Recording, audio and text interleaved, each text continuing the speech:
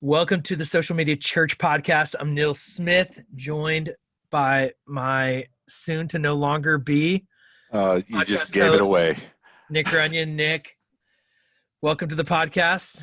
Say goodbye to the podcast. This is your final episode as a co-host, but not your final episode. Let's be clear about that.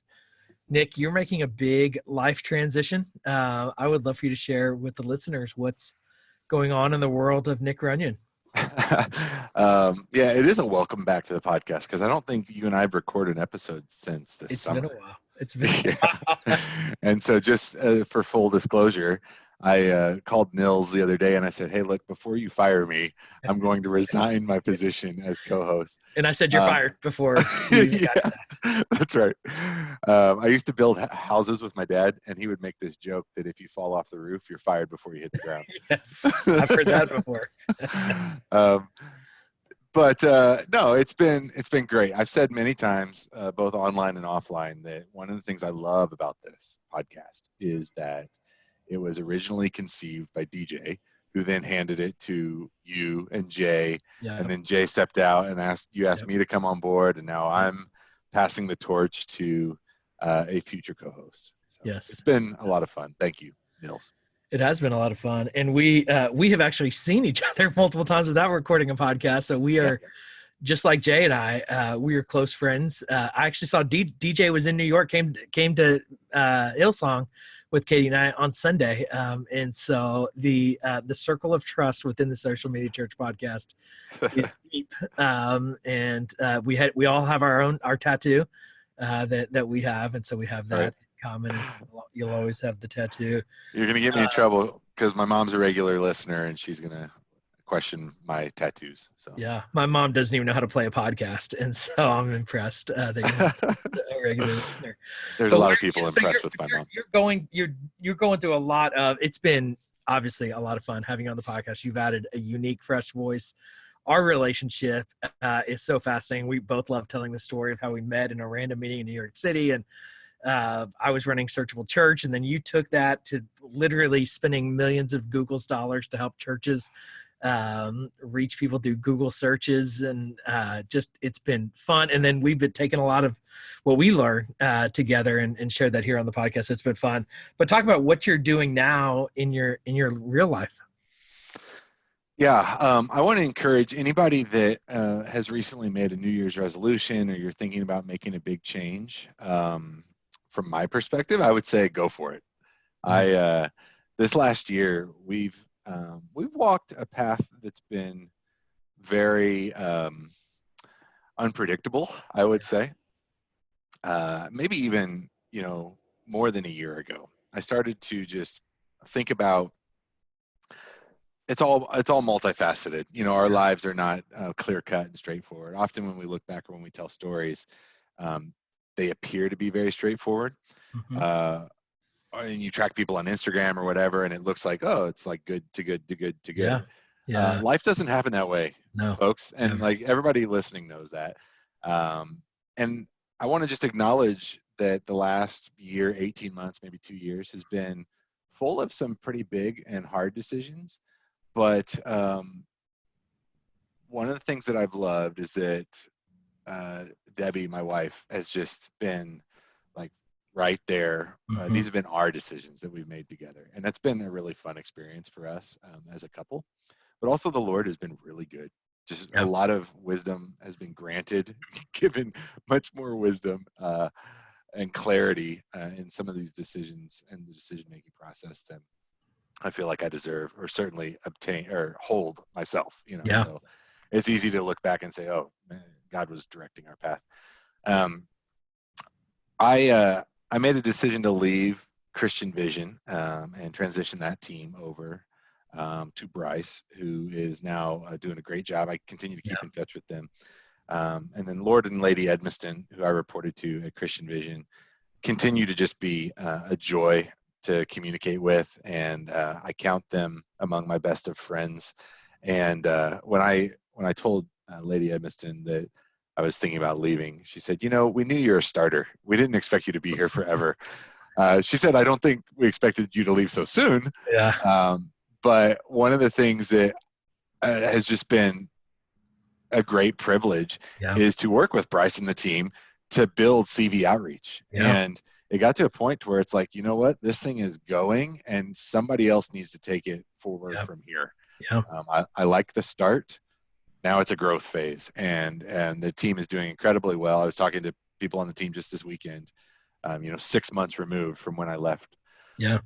So that's all good. And I just want to, I think, acknowledge that and make that, public, because people tend to always think like what happened, or they want to know what happened. Yep. What happened was there's a progression, and somebody else needs to take this forward who's gifted at growing it. Yep. And so that's what's happening now. And I'm really pleased with that. Yeah. Well, and Nick, I think it is, it's worth celebrating here what happened there. And I think about, I think our paths intersecting were so significant, and what developed there of, I had a vision for, it drove me nuts. I talked about it on this podcast all the time of, Google is giving churches $10,000 a month. Why aren't we using it? I'm going to just go do it for you. And I realized how hard it was from a management perspective, that I was running into walls. And when you said, I'd like to do it, I'm like, here are the keys, take it. Yeah. But because somebody else has the same vision, but I just don't have the energy to do it. And you took it and ran, and literally, I don't know if you have numbers you could even share, but millions of people reached through Google's dollars on behalf of the local church, connecting them to the local church. What you built, Nick, is so significant, and what is continuing to grow now that you've left is incredible and significant. And I know rewarding to you that it's not just disappeared, because that's what often happens when the starter leaves. But it is continuing, and so it really is significant. And you've now been gone for over 6 months, and so it really it's been fun to see that transition from the outside looking in. So I just want to celebrate that. I know it's not natural to just celebrate, here's all the things that I did, but what you did in that leadership role was incredibly significant and continues to be. And I want to say, any church, if you're not a part of CV Outreach, go become a part of CV Outreach. It's free. And it's incredible. It just, like, when I hear about churches not being a part of CV Outreach, I'm like, give me one good reason why you're not a part of this. Nick, I wanted to talk, you and I did not talk about this. We did talk about what we're going to talk about on this podcast. But when you started the line, if you're thinking about doing this, do it. I was kind of like, is he going to say, don't do it? Is he going to say, do it? Because I've experienced your journey with you as your friend. And I know it hasn't been easy. I know it's been you following God's leading, you and Debbie both. But I know you've hit walls. You've got, 27 kids that you're moving across the country. Well, we had a big failure. We had a big failure this year too. You know, so you want to share about that here? Yeah, I'm happy to. So, I have an agency called Media Tractor that you've helped. You and I've done a bunch of work together through that, and that was something that really grew. We have a great set of clients that allowed us to have margin, actually, and just look at like, okay, if we wanted to set our family up and set ourselves up, what would that look like? Our kids, I do have a bunch of kids. We have 5 kids, and my oldest is starting high school next year. My youngest is 3. And we've recognized that this is like, these are the good old days that we're living in right now.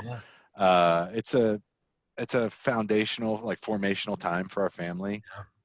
We have a lot of friends, some deep connections, great church relationships back in Bozeman, Montana, which is where I live today. And so we just started thinking a couple of years ago about, like, what would it look like to move back to Montana and raise our kids there? It's where our oldest boys were born. We've moved a lot, in my life I've moved a lot, but also since Debbie and I've been married, we've moved, I think, 13 times. And so we said, okay, let's just, put a place on the map and see if we can do it there. Media Tractor allowed us to make that move. Something else that made a lot of sense was I have some good friends here and business partners. We started a new venture to commercialize a patent portfolio. And I'll just give the Cliffs notes. We had about $2 million in funding lined up. I was the COO. We were being invited into some of the largest trade shows and industry groups. We were chairing some of those speaking committees for some of these shows.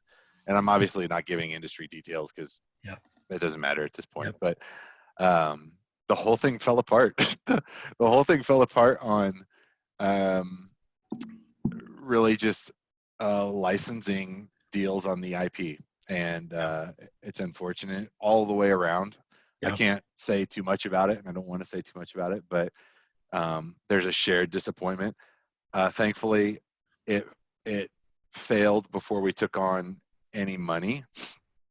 When I say we had investment lined up, we had people that were willing to commit under certain conditions, and those conditions couldn't be met. So that's the details. And I was meeting recently with our co-founder and just said, look, we joined the ranks of the 95% of startups that didn't get off the ground. So let's put one up on the board and we'll move on. Yeah. So what I love is that it was a great idea, great concept. We got a lot of validation in the market. Yep. And I learned a ton about raising investment and the complexities of bringing on venture capital, or seed capital really was the phase that we were at. Yeah.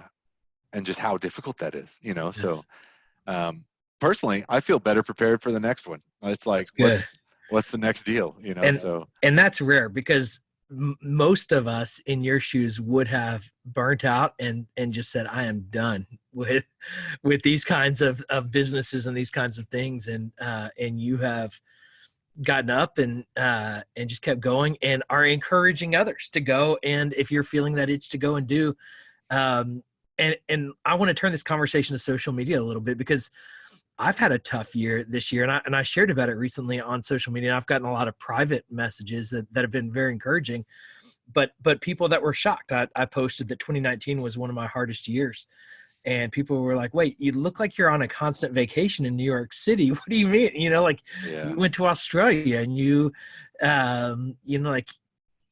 like what could be bad about your life, and I think the reality is, Nick, that we share, and you said we go from good to good to good on social media.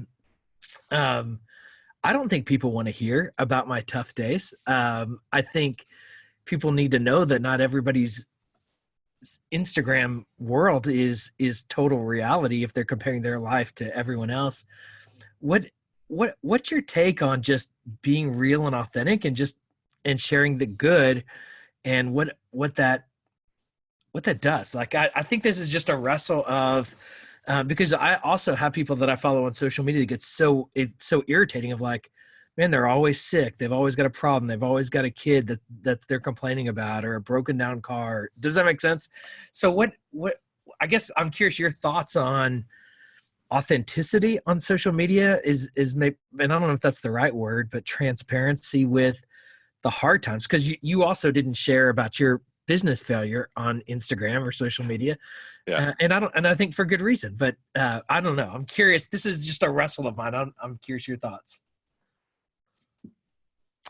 So just, I think I'm getting kicked out of the conference room. I was waiting for you to end because maybe we can like mark this on the time. Nick, I'm curious your thoughts on that. I think that it's hard to be transparent, and one of the, I think something that works against us on social media is that we're trying to, we talked about this with inbound marketing strategies. Like you try to gather an audience, and then out of that, you want to cultivate relationships. Yeah. And like bring people into a funnel. And whether we're doing that intentionally, like for a business, or whether we're doing that unintentionally, just on our personal accounts. Yeah. In the back of my mind, there's always this, I want to be gathering people, and I think humans are really good at pattern recognition. Yeah. And even when you put out a comment like, this was a really tough year for me, and you get a lot of feedback, like that's going to be in the back of your mind all year long as you craft new posts. we worked with a ministry recently. You and I did together, and as we were reviewing some of their stuff, we saw that they have a huge audience. They do a great job at gathering people together. But as a Christian ministry, when they posted, "Hey, pray for so and so," that was their least liked, least engaged, like by all the metrics, that was the worst performing post. Yeah. And so there's these very real patterns that people are feeding back to us that they don't want to hear about your problems. Yeah. And I think about this. I've been thinking about this a lot recently, actually, because as I've reflected on the year, I mean, we've lost some friends,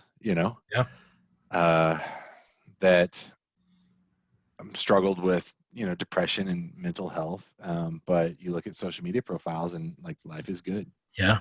Yeah. And just people, all of us remember that it's just social media. Like you can't compare your known day to day to people's cultivated and curated social media experiences. Yeah. It's a false comparison. Yep. And we shouldn't be comparing ourselves anyway, and we all know it, but it's just, these are some of the dangers of just context and perspective as we're dealing on these platforms. Yep. Our pastor here, we're attending a great church here in Bozeman, which we love, and I've known the lead pastor since I was 19 years old. Yeah. And we're starting a relationship series later in the year, and he just asked, if I would kind of speak from my perspective on that. So this is one of the things that I've been thinking about with transparency and with social media. And it's like the rest of the world is not going to take the same perspective or platform that we want to take in an altruistic way. So say I want to be completely transparent and vulnerable.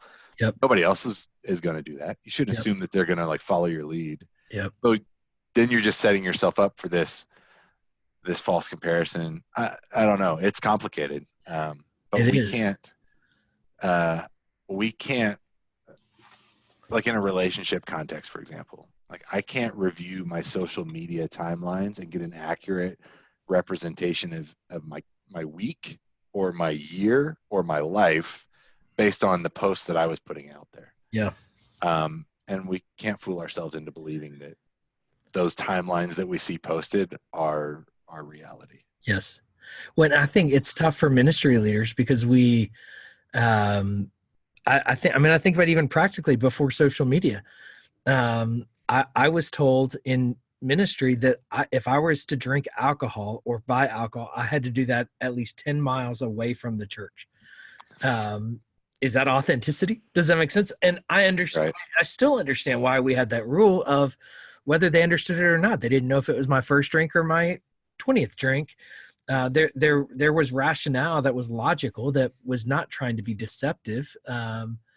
That just let's not give anybody the idea to think, otherwise. And so, it's complicated. And so you mentioned, loss of friends. And I think, people listen to this podcast know Jared, and Jared is a friend of ours and a close friend of yours. And Jared was also a guy that was very transparent about his struggles on social media. And so I would say that, man, that's something I've been wrestling with this year. And Jared's loss has been very significant with that and I think as you think about, as you're pastoring your congregants, not just you yourself with your friends, but for people in ministry leaders, there's a feeling that you need to be perfect, that you need to have it together. And I don't know the right answer here of we need to be authentic. But I don't think we need to share all of our frustrations, complaints, and hurts and illnesses. Yeah. And so I don't know how to manage this balance, but it's a tension that I think we're all wrestling with and probably need to be honest about. Well, and I was just going to say, and I'll do this on your behalf as well, but if you're listening to this and you're in that space and you're struggling, please call me, message me, and Nils as well. You can reach out to us. We are both a safe place, and I would rather have a really hard conversation than go another day knowing that a brother or sister is struggling in that space. Yeah. I appreciate that there was a siren going in the background right when that was happening. It was appropriate. Yes. And I would say seek help. I mean, if you're and that there are people in ministry that are dealing with very real Yeah. things and feel like they can't seek help. Um, and seek help. And it is, I'm personally have gotten into counseling this year, and it's been one of the best things that's ever happened to me, and been so helpful for me. So, Nick, we want to talk about technology though a little bit more. That's a serious conversation. But before we get into that though, we haven't gotten to where you landed. We kind of got to Yeah. the failure, but you have you have been on a roller coaster this year. And so share where you've landed personally from a professional standpoint. Yeah. So there's a company called PFL.com that I actually began my career with right out of college. Well, right out of college, I became a ski instructor in Montana. Yes. And then when Debbie and I got married and we were living out here, I had kind of this like time to get a real job moment. And PFL was hiring. And there was one other .com in town in Bozeman, Montana, called Right Now Technologies that later got bought by Oracle. And they were about ready to go public. So for those that don't know, Bozeman, Montana is this interesting like ski town. It's a college town, but there's also a growing and really thriving technology community. We've got a couple of strong, like growing companies like PFL, but then also a lot of startups that are doing some really interesting stuff in like drone technology. There's a lot of earth mapping and LiDAR kind of stuff out here, I think comes out of the university. I talked to a guy the other day that is building a digital asset management platform. He's a former pro skier, then worked with Jimmy Chin and some of these like extreme sport filmmakers guys, and then is now developing software for that space. So interesting. Some great communities here, but it's one of the things that attracted us back to Bozeman. Yeah. So for that startup that we talked about earlier, I actually pitched the CEO of PFL for investment. Okay. He's part of an angel investment community here in town, and that was funny to have him in the room because he was simultaneously reaching out to me saying, "Hey, I heard you're back in town, and we have an open position for chief marketing officer, and we'd really like you to consider it." So there's a couple of things that captured my imagination about PFL. Recently, we've accepted a $25 million investment from Goldman Sachs, which is public knowledge, and we have roots as a printing company, like commercial printing. We were the first company to figure out how to take any digital file and process that to a print-ready PDF where you can print it on like a professional printing press. So this has always been interesting to me. I'm hopping around this story actually. I started my career as the marketing director at PFL way back in the day. So I was here previously for 6 years. So how long ago was that? Like 15 years ago, 12 years ago? 12 years ago, yeah. 12 years ago, yeah. So we were on the Inc. 500 list 3 years in a row, one of the fastest growing companies in the country, and really grew this company by developing a metric-based approach to digital marketing and advertising in that e-commerce space. Yep. And I loved it. Actually, a lot of what I learned here, I took into my role with Global Media Outreach and then later Christian Vision. Yep. So kind of blending that mission and marketing perspective, which I've greatly enjoyed. It's been a pleasure of my life. Coming back into town, so our CEO is talking to me about this recent investment, and they've really now pivoted from printing to a vertically integrated marketing technology software solution. Yep. So we build software that integrates with things like Salesforce and Oracle Marketing Cloud. These are like enterprise level sales and marketing technologies. Yeah. And we take digital marketing signals and we help marketers create multi-channel marketing efforts to lead to sales growth and increased connections. And it's fascinating to me because we deal a lot with digital marketing. Yep. I've made a career out of it, But what we're seeing is like 89% of enterprise level marketers are saying that when they combine digital marketing efforts with things like direct mail and physical mail, so maybe I'll send a box to you with highly personalized, highly customizable content and messaging included in that package.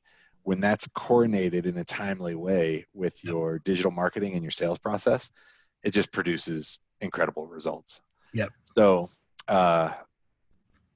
it was something that I immediately became very intrigued by, and I think appealed to, on a personal scale, just appealed to learning something new. I mean, I've long been interested in software development and companies in the digital space like PFL, and to engage at a level that we're dealing with some of the world's largest companies. LinkedIn is a client, Google is a client, SAP. I mean, I could go down the list. There's a lot of big logos that are in our portfolio, and we're presenting to them a solution that doesn't exist anywhere else, which I just personally found fascinating. And we have a goal out there in the future. We want to grow this company and see what happens beyond that. But, I love it, man. I've been fascinated learning from you on this. And honestly, while I've been at Dunham & Company, I've learned how significant direct mail still is. And I would say still, it's different though than it isn't necessarily this mass mailing like we always did, but the physical touch. And so I do think there's some relevance to the church, and maybe we can have a future conversation about this. But I will say, just from a donor standpoint, is when somebody, one of our clients, gives a digital gift, we have found that when we mail a physical receipt, a second gift is higher than if we just email a receipt from that gift. And so physical touch, there is something about that physical touch that has impact from a decision-making standpoint. And so I fully understand the business concept of it. I think that there's something really there for the church as well. But I think that's a future conversation. Let me big conversation. Let me tee it up, because I completely agree with you. It's interesting. My background is clearly visible, online, and it's a non-secular background. And so I got a call the other day from one of our account executives, and he said, "Hey, I'm working with this large Christian nonprofit. They have engaged us to try to understand how PFL might be able to help them with their multi-channel efforts. Can you join this call and talk about, help him, our account exec, help me understand, how does this use case work?" And I started diving in. I'm like, oh, this makes perfect sense to me. You have email, email workflows, say it is for a donation request, or say you have some type of opportunity that, it's like year-end giving, or maybe there's some kind of disaster relief campaign or something. You can start emailing people on your newsletter list, and you have these email sequences that are introducing the problem, telling the story, requesting donation. What's happened in the past is, for 90 cents a piece, these nonprofits are mailing a letter to every single person in their database, which is hundreds and hundreds of thousands of dollars. What our software allows you to do is understand who's being driven to action out of just digital, who needs digital plus an extra touch, and then who's only going to be direct mail. So the end result is, by selling into these large nonprofits this software solution, we're actually helping them save hundreds of thousands of dollars a year, because they're being very smart and measured about their spend.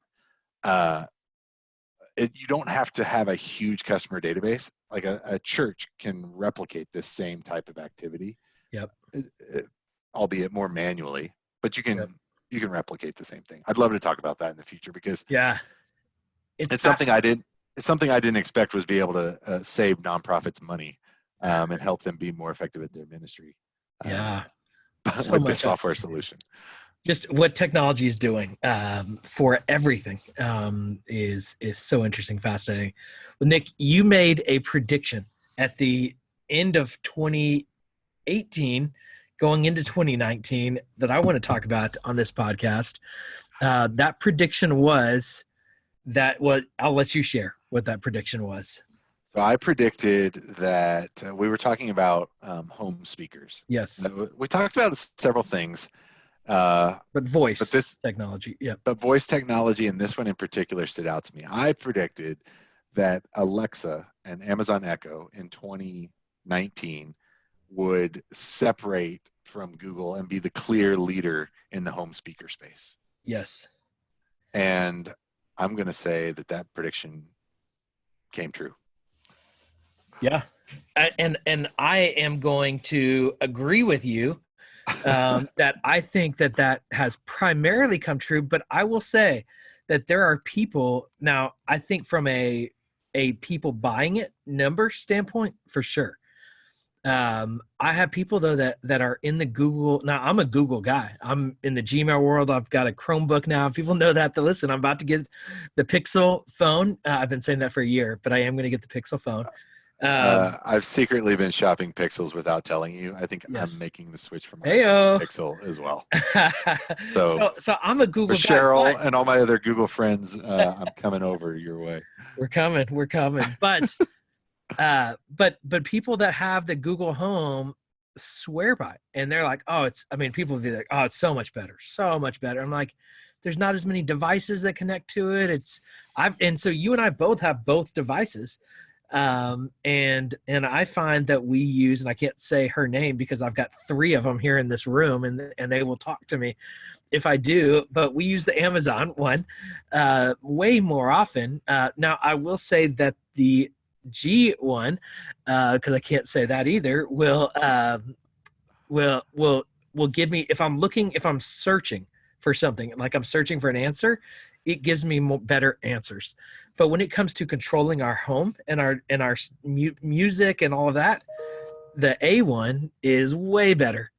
So that's kind of my 2 cents. So I think you're right. Now, what I am hearing too from my friends in Australia is Google is like 70%, Amazon is like 20%. Now they don't even use Amazon Interesting. Prime and things like that are not very common yet there. And so the infrastructure isn't quite, Amazon's infrastructure isn't quite in Australia. So globally, I do think Google might have a leg up, but here in the US, that makes sense sure to me. Seems like Amazon is owning the space. And then Siri is basically non-existent.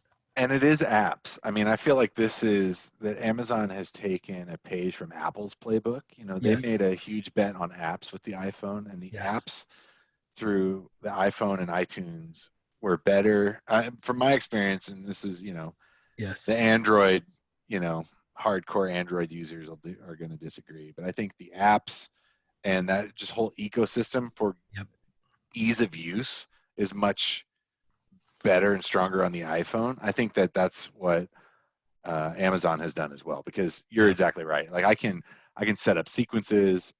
Their Alexa app is great. It's easy to use. I can say program it to where I say good morning and she starts running down like here's the time of day, here's the forecast for the day. I get the snow report because I want to know if I'm going skiing today or if I'm going to work. And then you know, that stuff is much simpler on the Amazon side. And that's why I think that they're winning today.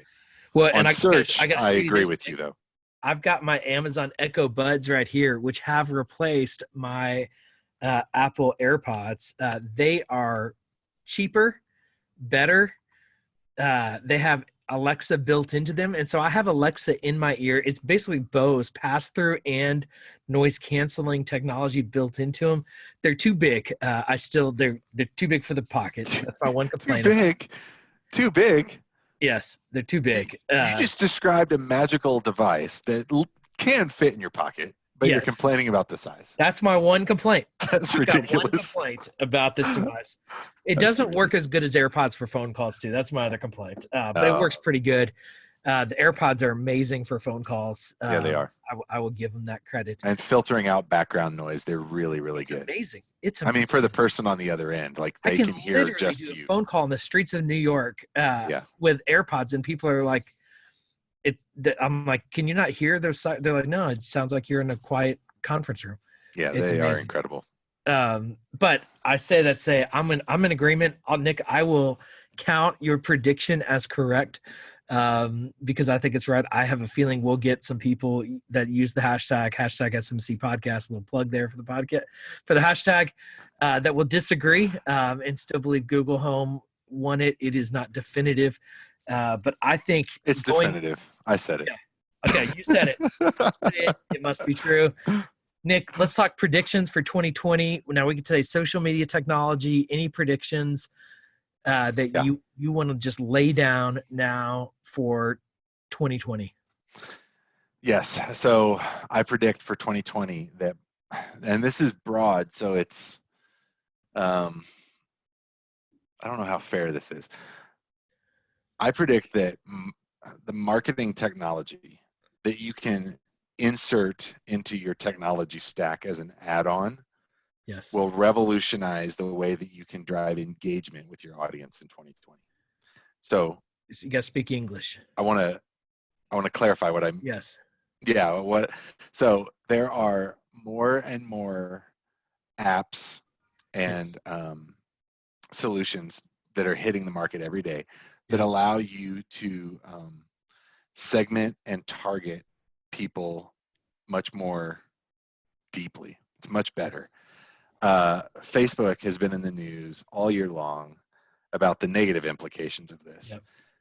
And I'm going to say Facebook Pixel is an example of what I'm talking about. If you have a Facebook account for your church, but you haven't yet made that a business account, started Ad Manager, you go to business.facebook.com to set all that up and get your data pixel on your website. And then, and it takes some research. I mean, this is a little next level in terms of know-how, but you can use information that you're gathering in that pixel to drive incredible engagement and I'm going to say valuable opportunities for the people that you're trying to reach. Yes. This was true last year as well. Like Facebook Pixel in particular has been incredibly powerful for a long time, but it's widely underutilized. Yep. People are scared of it because of what the news media is presenting about Facebook. Yes. And, Russian hackers and election, Yep. all that stuff. But like from a church and ministry perspective, if people are hitting your website or they're viewing your online church service and you're not engaging them specifically as an online church viewer through social media, you're missing a huge opportunity. Yes. And so I think this is the year where that as a concept really begins to catch on and drive people's effectiveness forward. Okay. I'm trying to think how we can even define whether you're right or wrong at the end of 2020 around this. So I think I was thinking about that. One of the ways that you can define, so you look at your current technology stack. And what I mean is if you have a website, you're probably using Google Analytics, should be using Google Tag Manager. Yep. Do you have like SEMrush or Moz or some SEO tool? Yep. Like that, all of those pieces are part of your stack. Yep. I believe that stack will grow in 2020. And I think that's, and a lot of these are paid services. So you're paying like $15, $20, $40 a month for whatever these services offer. Yeah. But if you start to knit together a stack that has these different pieces playing a role, like they all play individual roles, the collective impact of that stack is what I'm talking about. I think people are going to, in the ministry space, are going to start talking more about technology stack and about these services as part of their stack in the year to come. And so that's how I would measure it. Is like, is that increasing? That's a good word. Because generally, and if I understand, maybe the opposite is that churches want just an all-in-one simple, we don't want to get into that complexity. That's too complicated. So I don't know if you saw who posted this originally. Kenny Jang posted on Facebook this week about vanity metrics. Yes. You were in on that. I don't know that I was in on it. I should tag you in it. Okay. He said it's a shame how people accept vanity metrics as life change or something along those lines. And I commented on it. Brady Shear commented on it. Justin Dean was in there. There's a lot of people that have either been on this program or that people know and follow. Yeah. It was a robust conversation. Yeah. And a lot of like go back and attempt to clarify and clarify again. if you don't have a marketing stack that starts to look at people as people and understanding that you're measuring people's actions towards life change appropriately. Yep. So if you're not doing that, what happens is you start to accept lesser metrics as being meaningful. And I think that, well, I think it's unnecessary. I think there's a whole conversation we could have about whether or not that's right or wrong. Yep. Let me give you and our listeners an example. If you're asking somebody to make a commitment to follow Jesus on your website, Mm-hmm. and you're not doing the hard work to measure individual people that are interacting with that action item or that call to action for the first time, and instead you're counting something like page views. Yep. How many times did the confirmation page load? You'll be grossly overcounting. Yep.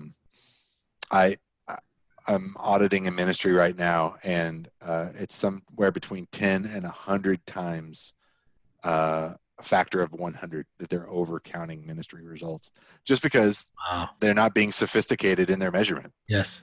That also could be a whole episode. Oh, dude, I love that. I love that.